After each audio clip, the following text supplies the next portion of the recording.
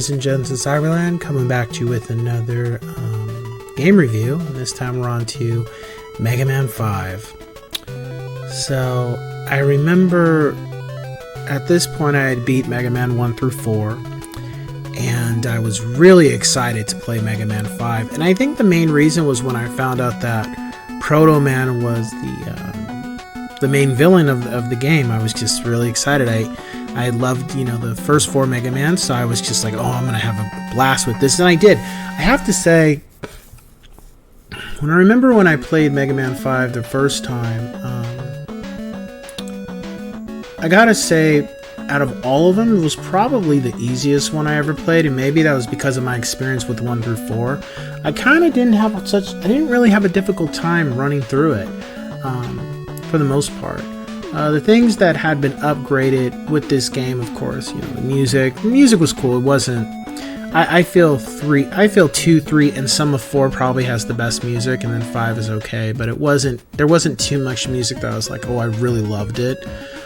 As far as the roster of robots you had to fight, some were cool. Some of them were just like, okay, it's fine. It wasn't, like I said, it just wasn't like how 2 was, and even 1, even though 1 was a pain in the ass, it wasn't like how 3 was, and then 4, it was kind of like, you could tell it was like, okay, this character, so 5 was, we were getting to that point. Nonetheless, it was still a fun game. As far as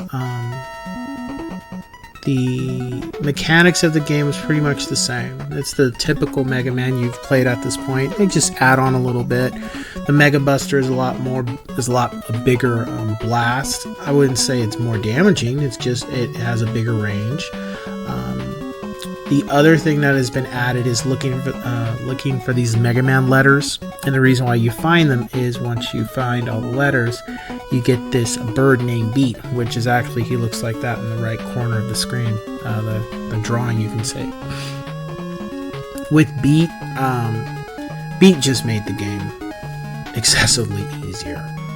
I mean, he just goes, whatever you're fighting, he just goes right over to it and whacks them. And all you have to do is just replenish Beat with, the energy for weapons and stuff, because he's technically a weapon. The slide is still here, so that didn't go anywhere. And overall, I think Crystal Man stage was really a pain in the ass. But outside of Crystal Man and getting the game mechanics overall, it just wasn't that difficult of a game. It was fun. The difficulty of Mega Man 5 and especially moving forward until we kind of get to 7, it began just to be an easier game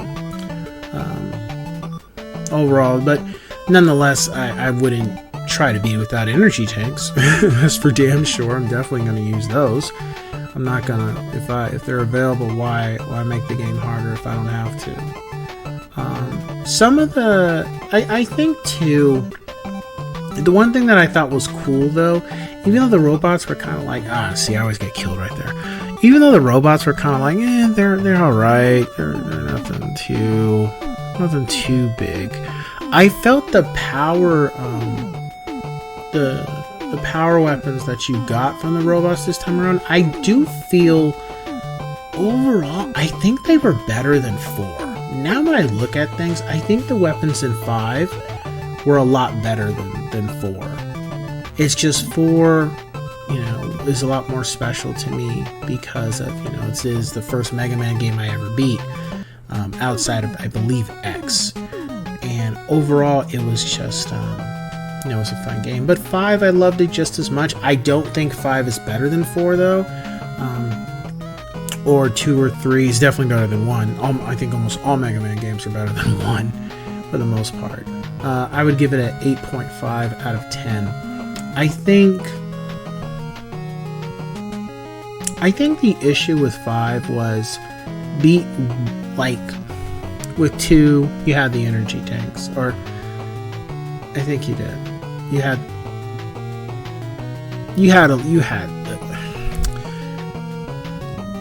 2 I think 2 was just the you know, the making it just a better solid game than 1. Okay.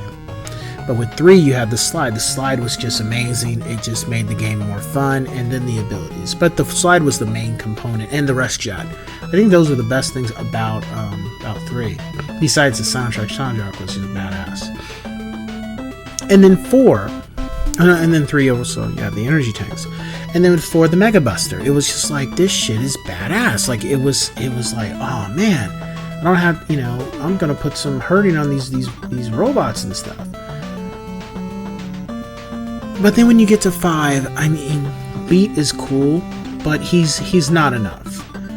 He's not enough of an addition for the game to make it to where you're as wowed as what you were with 2, 3, and 4 to an extent. And again, that doesn't make it a bad game. It's just you can kind of feel like, okay, it's getting to a point now where it's like, and I don't think they were rushing these games when they were releasing them, but it's like there's not much to it anymore. It's getting to a point where these games are becoming just, if you're a Mega Man fan, that's who it's for. It's not going to be a game where it's going to pull in people that haven't already played it. It's almost like you play 2 and 3, you're not going to be inclined to want to play another Mega Man if it looks exactly how 2 and 3 looked, which 4 and 5 at this point do. So this is more of a game I feel is for the hardcore player. Outside of that, unless you love the Mega Mans like I did and other players do, you're not going to want to play it. You know, because the graphics are the same as the other ones. The music is about, you know, similar to the other ones.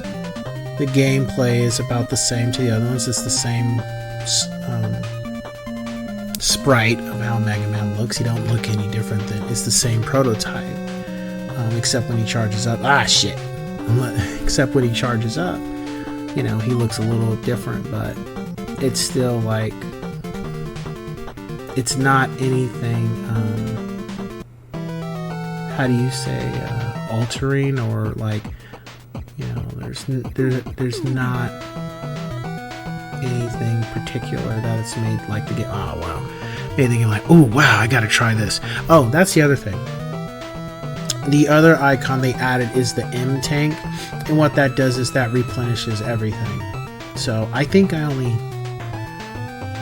use it maybe once or twice in the game, but what you do is when almost all your powers from the robots are depleted, your life is depleted, your stuff with beat and